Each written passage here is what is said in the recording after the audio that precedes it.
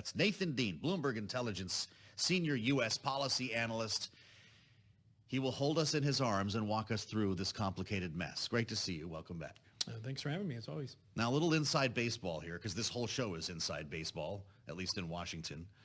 They have moved the people who run this program, the people who are balance of power, they have moved us in the newsroom to Nathan Dean's row, physically moved us. So we're suddenly outclassed in the newsroom by the smartest analysts in Washington.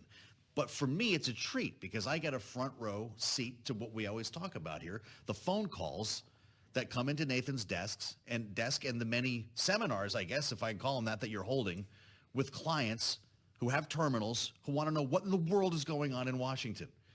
You always help make sense of this. So this is your chance now for our viewers and listeners because it looks like this bill might be falling apart. Is it? Well, what we'll just say is, look, this was anticipated. I mean, there's been a lot of momentum from the Republicans just to keep things moving, and they've done a great job of doing this. But eventually, they have to make hard choices. And it's like that little, toy that my son brought home from the carnival that I've been trying to get rid of, where you squeeze one side and it gets bigger on the other. If you come down and squeeze too hard on Medicaid, you lose votes. Right. If you come down and squeeze too hard on the Salt Caucus, you lose votes. And so there's always going to be a point where Speaker Johnson has to actually get everybody in the room. And they tried that today. They did. And it looks like it didn't work. So, Speaker Johnson wants to have this wrapped up by this Friday, wants to go home for the Memorial Day break. I'm not sure they can do that. But I will say is that I do think eventually the House will pass this, call either this week or next week, and then it goes to the Senate. Yes. The biggest issue, and this is what we tell our clients at the end of the day, is the Senate is always going to do what they do. And that means that they are going to take that thing from the House. They're going to say, thank you very much. They're going to throw it over their shoulder, and they're going to send the House back what they want to do, and we're going to have to go through this all again. So the negotiations that are taking place this week probably are going to be moot in a couple weeks. But that's why people from outside the bubble looking in say, well, what is the point of all this arguing around the edges when they know it's going to get hacked up by the Senate? This argument happening this week is basically for nothing. Well, I would say that if that's the message that Speaker Johnson is able to deliver this weekend or this week, then you may be able to get passage. But remember, you can only afford to lose 3 votes. Right. And President Trump was going after Representative Massey pretty harshly today in terms of trying to convince those voters to come back. But I will just say is that, Representative Johnson has done a good job of trying to keep unity to this point. Mm-hmm.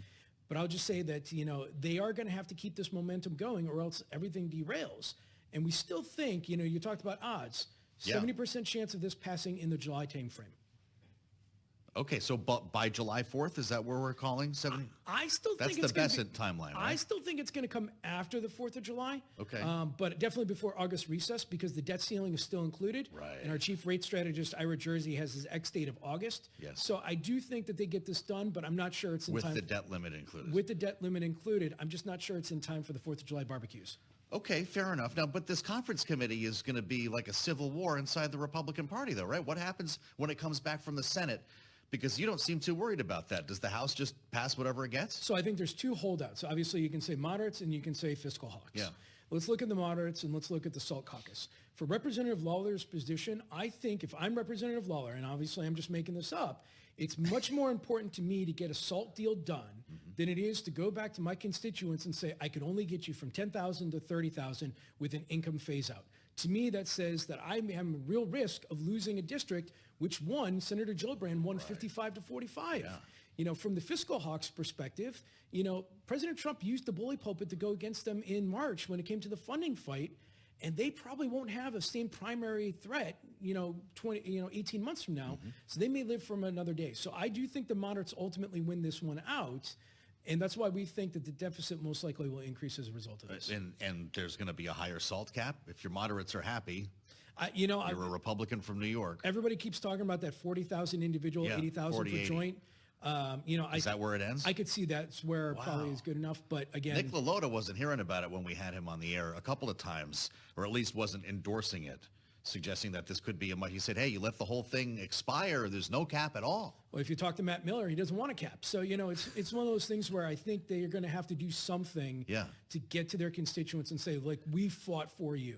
And I think that 40-80 level is enough. But again, we'll see. Is Matt Miller part of the SALT lexicon now in Washington? Is that a thing? Is Matt listening? Can we get him to call in or something? We're invoking you when you're not in the room when it comes to this debate because Matt is the face of this voter living in a place like New York, super high property taxes, wants a break because he knows how much New York contributes to the other states, right? That's the argument against this being some sort of blue state giveaway. Yeah, absolutely. I mean, I would just go back and say, like, this isn't all that expensive. I mean, when you're talking about a $5 trillion bill, Yeah. and also if you take into account the Senate, call it the Senate idea of assuming that the current cost of policy is zero, you don't need to actually increase the deficit all that much for this salt taste, if you will. But on the flip side, if I'm a representative from Oklahoma or Kansas or whatever, it could be seen politically as giving a handout to blue states, or President Trump mentioned today, a benefit to Democratic governors. Right. And so, there's a lot of different messages on this one. What a line. But I think at the end of the day, the Representative Lawlers of the world will most likely hold their guns.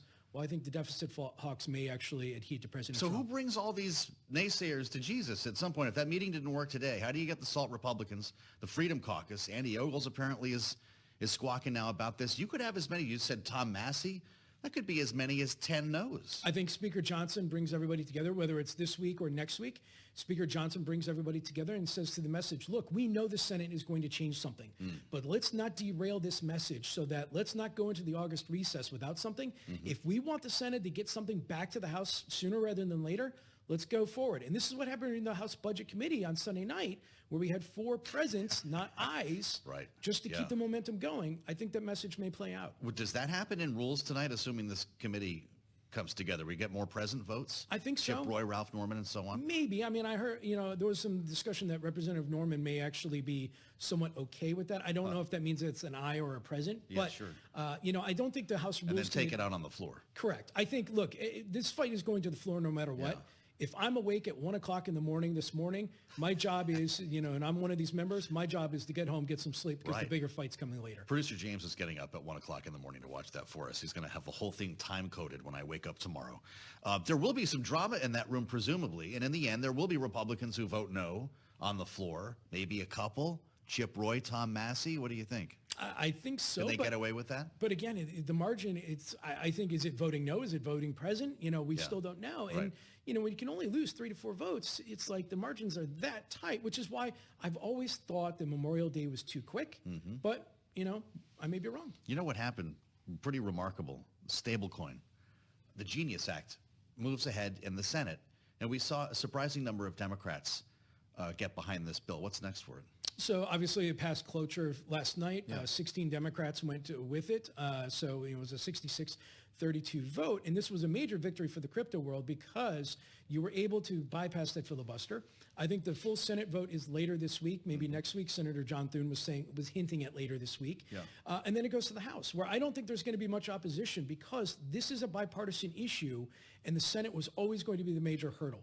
Now that it's passed the Senate, I think this bill becomes law in June or July. Okay, you told us this was going to happen. Does it unlock a conversation or legislation on a broader crypto bill, or is this all we get this year? I'm somewhat optimistic on this broader crypto bill, but this bill passing does make that harder because... Makes it harder. Yes, because there was a lot of discussion, especially from Senator Elizabeth Warren, on President Trump's involvement in the crypto space. And the technical amendments that the Democrats got in these negotiations over the last couple of days wasn't all that much. So I could easily see the Democrats saying, look, there's a lot more work to do here on this broader Well, this is an crypto interesting turn for Democrats here. So the White House's embrace of crypto, which has inspired crypto investors around the country, has lifted Bitcoin beyond $100,000, is in fact what will keep this legislation, this framework, from becoming law. It's a hiccup. I wouldn't say that it's going to keep it, but it's a hiccup. But it's a turnoff for Democrats. For some. But I will say that, look, we saw 16 Democrats go for this last night.